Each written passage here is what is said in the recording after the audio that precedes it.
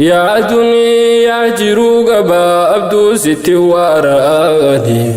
جالليت نتيفته ما ندقوني المنا ما فقيس اللالو اتطلاني نام بينو ميكا وقالو سرك خنياني جبا ميكا جبيني سهر كالومناني واساسا أدان كبري جيسينا بيان جنيان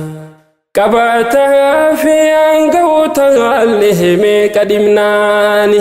لكيلاني ولا سجيرتي نمو كبريني لكي تاي بروسين بافتو بطران ماني قافقو جانخي يسنقو فين التلهاتو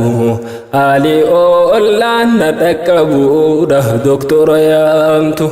دنيا نقوتم بكم سيئسي ولتبوفتو أنو بخيقو يانسونجي إنه والأنسنتاتو أركاف ميلي عمري توقوتو نتجاجلتو الرديد درون قانته كالي تنقوتو ميلي خانكو ميل الرخوف تنافين داباتو والتفات الساق بالساق هجتو سنيتو الرادم ناولين ديبيتو دنيا داتو ستي تولتو ستي أماتو لمون ديبيتو ألا إنما الدنيا كمنزل راكبين أنا ماشيا ثم في الصف راحل تزود من الدنيا فإنك لا تدري إذا جن ليل هل تنشو إلى الفجر فكم من صحيح مات من غير علة وكم من ثقيم عاش حينا من الدهر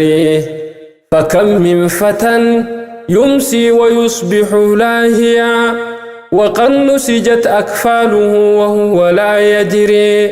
ولو عشت 1000 ثم 2000 بعدها ولا بد من يوم تسير إلى القبر فكيف تخاف الفقر والله رازق وقد يرزق الأطيار والحوت في البحر توكل على الرحمن إن كنت عاقلا ويأتيك بالأرزاق من حيث لا تدري ولا يدخل الفردوس إلا من اتقى يؤدي حقوق الله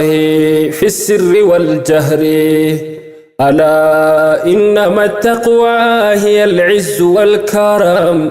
وحبك للدنيا هو الذل والندم ألا إنما التقوى هي العز والكرم وحبك للدنيا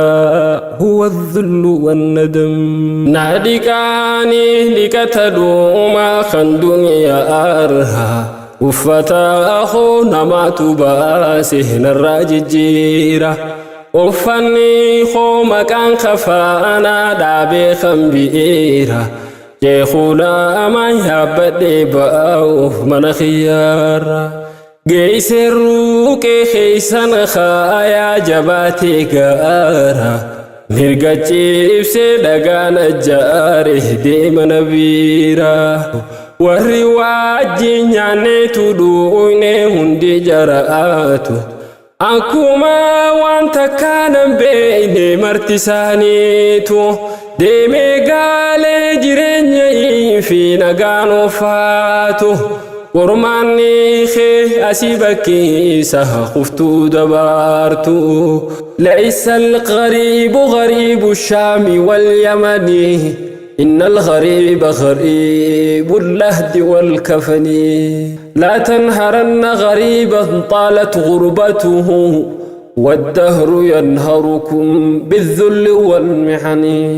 إن جاءني الموت لن ترتد ساعته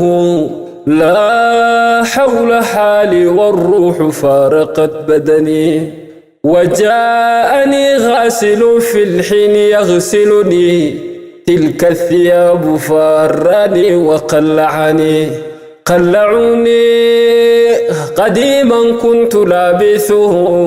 ولبسوني جديدا اسمه الكفن صلوا علي صلاة لا سجود لها